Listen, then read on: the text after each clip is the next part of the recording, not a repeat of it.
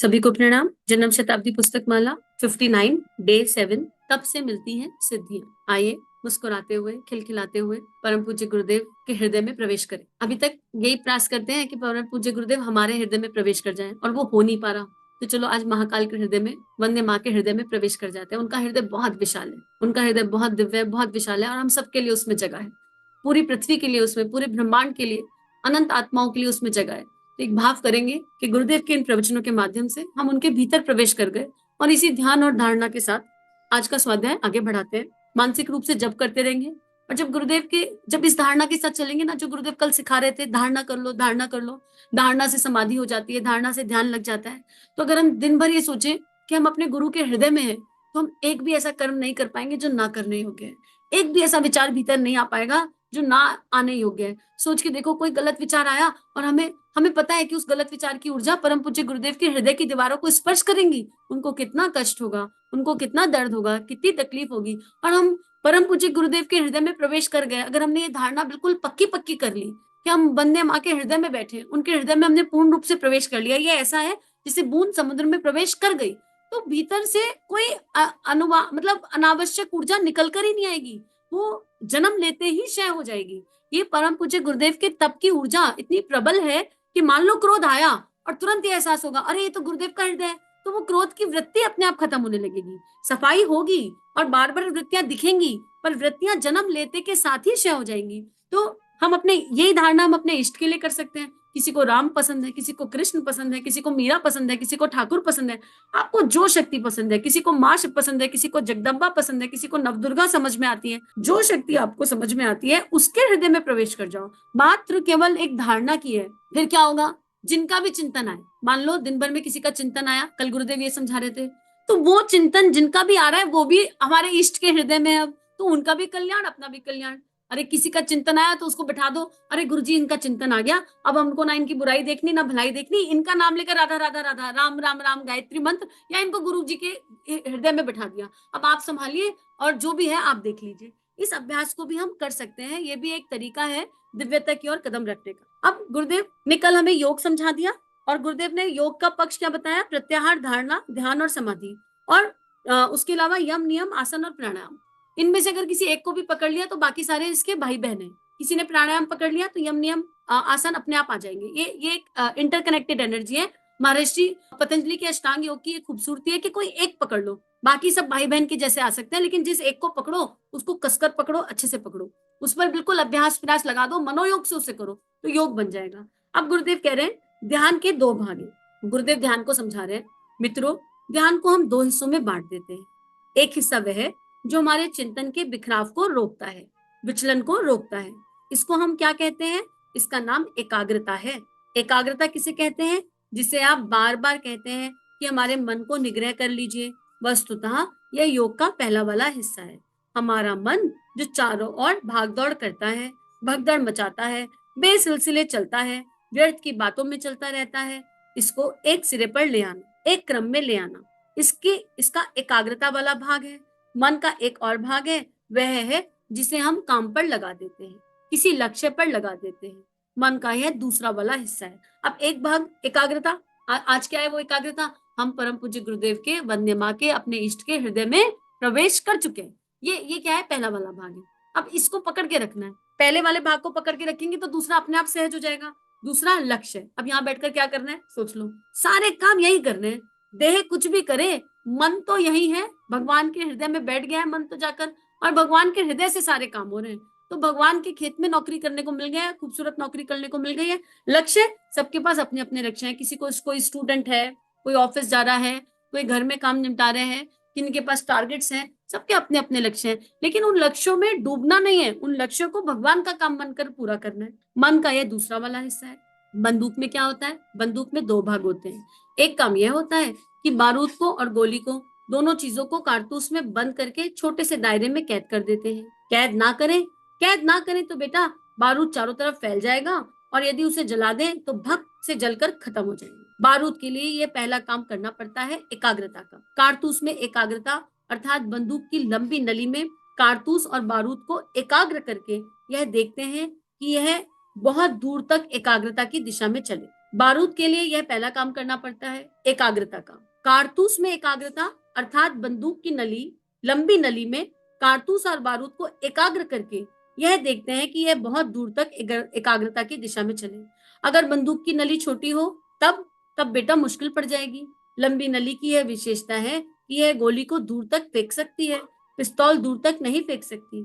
इसके लिए उसकी नली लंबी होनी चाहिए। लंबी नली में कारतूस बहुत दूर तक एकाग्र एक दिशा में चला जाता है, इसलिए बहुत दूर तक फेंक सकती है। पिस्तौल ऐसा नहीं कर सकती। पिस्तौल सामने मार सकती है, लंबी दूरी तक गोली नहीं फेंक सकती। उसमें लंबे फेंक कर मारने की गुंजाइश ही नहीं है। नली लंबी है ही नहीं तो लंबे कैसे मार सकती है। अतः ध्यान का पहला वाला हिस्सा एकाग्रता, जिसको लोगों ने मेडिटेशन नाम दिया हुआ है, यह पहले वाला हिस्सा है। तो जब तक एकाग्रता नहीं होगी तब तक लक्ष्य को भेद नहीं पाए। सिंपल है। जब तक धारणा पक्की नहीं होगी, एकाग्रता में धारणा आ रही है, जब तक धारणा स्ट्रांग नहीं होगी तब तक समाधि की अवस्था नहीं आ सकती, तब तक ध्यान नहीं लग सकता। तो एकाग्रता का मतलब है जो धारणा ली उसको कसकर उस पर चले, बार बार उसका अभ्यास प्रयास करें, सेकंड वाला अपने आप हो जाएगा। लेकिन अपना लक्ष्य पता होना चाहिए। जैसे अगर 6 घंटे 2 घंटे 4 घंटे जब का भी लक्ष्य लिया है कि चलते फिरते करेंगे, तो ये एक लक्ष्य हो गया ना, बाकी सारा काम तो चल रहा है। कारण शरीर लक्ष्य करेगा गुरुदेव के हृदय में बैठकर। अब इसको बार बार रिपीट करना पड़ेगा अभ्यास योग से, क्योंकि ये विचार है, बहुत सारे चिंतन आते हैं, बार बार आते हैं, बार बार आते हैं। फिर चिंतन को खत्म नहीं करना, चिंतन को दिशा देनी है। मान लो टमाटर दिख गया चिंतन में, तो टमाटर को भी राधे राधे कह दो, खाना चार्ज हो जाएगा। खाने की चीज आज क्या खाने में बनाएंगे, नाम जब छूटा और क्या बनाएंगे पर चिंतन आ गया, तो क्या बनाएंगे उस फूड को एनर्जाइज कर दो। अरे परम पूज्य गुरुदेव के हृदय में बैठकर, हमारे इष्ट के हृदय में बैठकर ये आया है, इसको भी राधा राधा। किसी भी चिंतन को धक्का देने की आवश्यकता नहीं है, किसी भी चिंतन को भगाने की आवश्यकता नहीं है। उस चिंतन को ट्रांसफॉर्म करने की आवश्यकता है, उसको एनर्जाइज करने की आवश्यकता है। ध्यान योग का दूसरा वाला हिस्सा है लक्ष्य भेद, अर्थात हमारा चिंतन किसी लक्ष्य विशेष में लगाया जाए। लक्ष्य विशेष से क्या मतलब है? लक्ष्य विशेष का मतलब यह है कि बंदूक कहाँ चलाई जाएगी और कहाँ मारी जाएगी, इसका निशाना कहाँ लगेगा। कोई निशाना भी तो होना चाहिए। नहीं साहब, निशाने की क्या आवश्यकता है, हम तो यूं ही हवा में चलाएंगे, तो निशाना नहीं लगाएगा, हवा में बारूद बेकार करता रहेगा। मित्रों, जब कहीं निशाना लगाते हैं तब उसे कहते हैं लक्ष्य।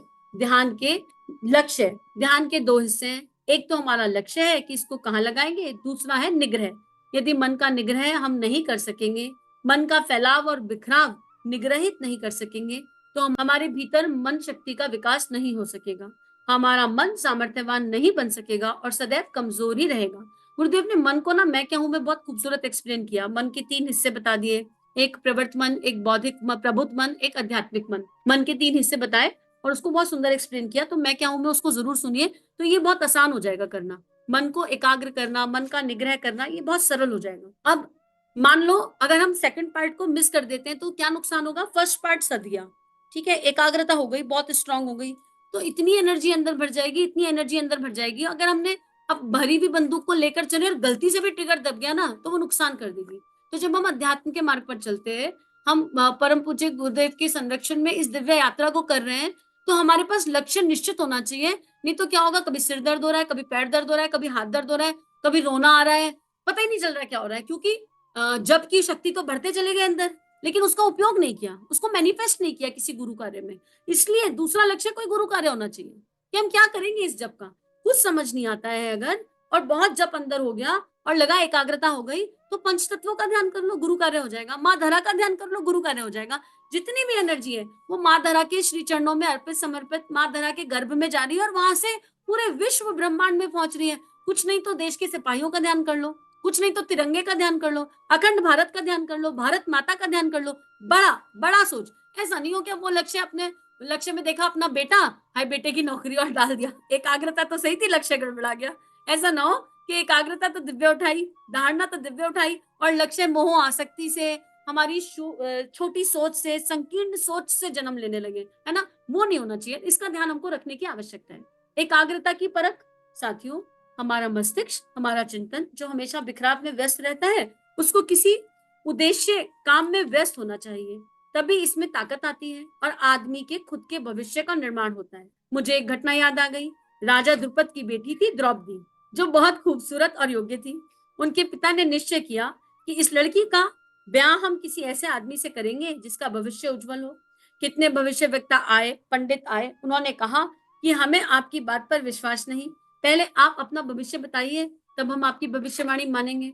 आपको भविष्य में कब मरना है बताइए, हमें मालूम नहीं, तो फिर आप हमारा मरना कैसे बता सकते हैं? उन्होंने भविष्य बताने वाले सब पंडित वापस कर दिए। तब समझदार विद्वानों ने कहा कि फिर यह बताइए कि किस आदमी का भविष्य अच्छा है, इसका सबूत क्या? गुरु द्रोणाचार्य ने एक बात बताई कि राजन, किस आदमी का भविष्य अच्छा या बुरा है, यह जानने का एक ही तरीका है कि उस आदमी की अकल एक काम पर एकाग्र होती है या नहीं। जिस आदमी की अकल बंदर के तरीके से इस डाली से उस डाली पर उचक मचक करती होगी, ऐसा करेंगे तो यह होगा वह होगा, ना कोई निश्चय होगा, ना कोई संकल्प होगा, ना कोई श्रद्धा होगी, ना कोई इच्छा होगी, ना कोई धारणा होगी। इसके यहाँ उसके यहाँ, यहाँ सत्संग, वहां सत्संग, अमुक सत्संग, ऐसा सत्संग, यह भी शामिल, वह भी शामिल, सब एक एक जाय के खाता रहेगा, एक निश्चय नहीं, जीवन में कोई लक्ष्य नहीं।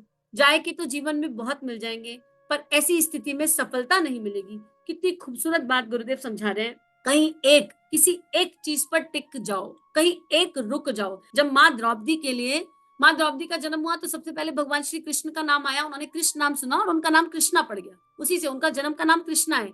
और भगवान श्री कृष्ण के संकेत पर ही उन्होंने अपने पिता को यह आज्ञा दी कि वो उनके लिए वर खोजे। पर जो कन्या अग्नि से जन्मी है उसके लिए कैसे वर खोजा जाए, तो उसके लिए द्रोणाचार्य जी कितनी सुंदर बात बता रहे हैं। एकाग्र, ऐसा आदमी जिसकी अकल एकाग्र हो। तो हम तो जब अध्यात्म की यात्रा पर भी चलते हैं तो मन में आ जाता है, आज लक्ष्मी जी को पूछ लिया, कल गणेश जी को पूछ लिया, परसों नारायण को पूछ लिया, आज ये हो गए वो हो गए। हमारी श्रद्धा ही नहीं टिक रही, हमारी श्रद्धा रुकी नहीं रही। आज इसका सत्संग सुन लिया, कल उसका सत्संग सुन लिया, ठीक है, सबको सुनना है, अच्छी बात है, पर सुनकर प्रभाव क्या पड़ा? हमारी श्रद्धा कहाँ होनी चाहिए?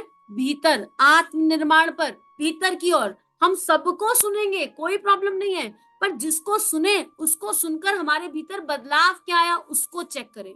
श्रद्धा भीतर की ओर होनी चाहिए, अपने अपने प्रवर्त मन पर काम करने की होनी चाहिए कि हमारी वृत्तियां क्षय हो जाएं, आत्मनिर्माण होने लगे। तो हम चाहे 100 सत्संग सुन ले, कोई दिक्कत नहीं है, हम चाहे जितनों को सुनेंगे उनके गुण ट्रांसफर होंगे। लेकिन हम क्या करते हैं, हमने पर्सन ए को सुना तो हम उसके बारे में धारणा बनाने लगते हैं, ये वाले अच्छे, वो वाले बुरे।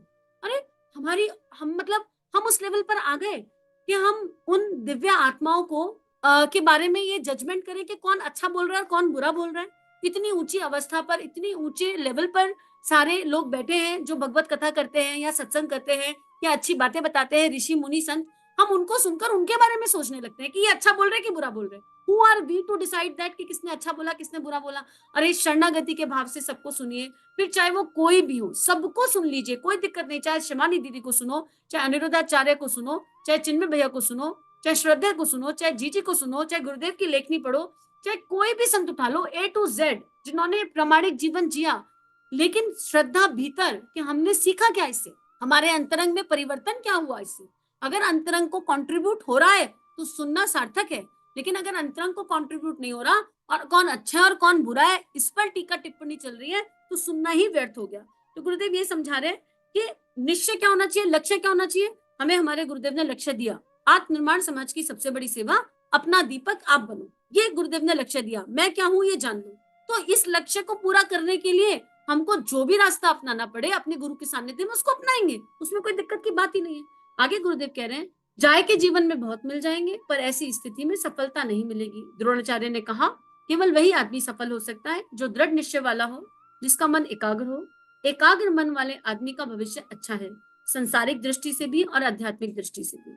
अब मित्रों मैं क्या कह रहा हूँ, एकाग्रता की बात, आप जिसका आपको ज्ञान नहीं, एकाग्रता का ना आपने अभी मूल्य समझा, ना कभी महत्व समझा, और ना यह जाना कि एकाग्रता के सिद्धांत का परिपालन करने के लिए क्या चाहिए। आप तो हर चीज के लिए कहते हैं कि मम्मी यह चीज दिला दे, तो हम क्या करें, गुरुजी आप आशीर्वाद दे दें। आशीर्वाद से नहीं बेटा, तप से, एकाग्रता से जीवन में महत्वपूर्ण उपलब्धियां प्राप्त होती हैं। और आज की बात यही समाप्त। ओम शांति।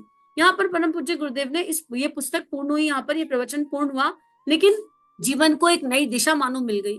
अगर हमारे पास लक्ष्य नहीं होगा ना, अगर हमारे पास पूरे दिन का रूटीन नहीं होगा, प्रायोरिटीज सेट नहीं होंगी, तो हम अपना पूरा दिन ऐसे ही बिता देंगे इधर उधर घूमते हुए, हमें यही नहीं पता हमें क्या करना है।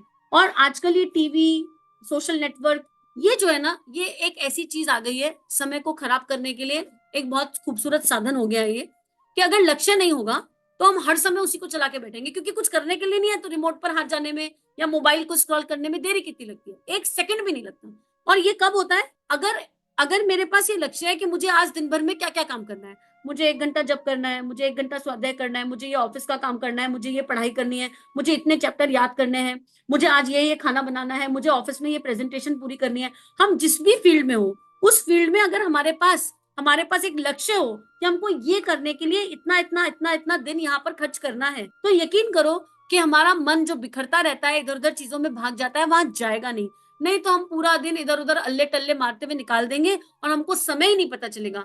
एकाग्रता और लक्ष्य केवल उसी के जीवन में आएंगे जिसको समय का महत्व समझ में आ जाए। समय के महत्व को पकड़े बिना हम एकाग्रता और लक्ष्य, जो गुरुदेव ने ध्यान बताया, जो तप से सिद्धियां मिलती हैं, उनको नहीं पा सकते हैं। तो आज हम अपनी कॉपी लेकर बैठ जाएं, हम चेक कर ले शॉर्ट टर्म गोल और लॉन्ग टर्म गोल। लक्ष्य क्या है, क्या चाहिए हमें जीवन से। अगर 6 घंटे जब का लक्ष्य लिया तो वो भी एक लक्ष्य है, विदाउट डाउट। चलते फिरते, पर दिन भर काम क्या करें।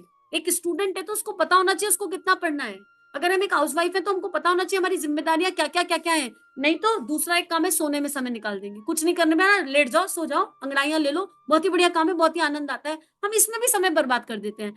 लक्ष्यहीन कहीं नहीं पहुंचता, लक्ष्यहीन कहीं नहीं पहुंचता, केवल हिलता रहता है। गुरुदेव ने कहा पेंडुलम की जैसे राइट लेफ्ट हो जाओगे, कहीं पहुंचोगे नहीं।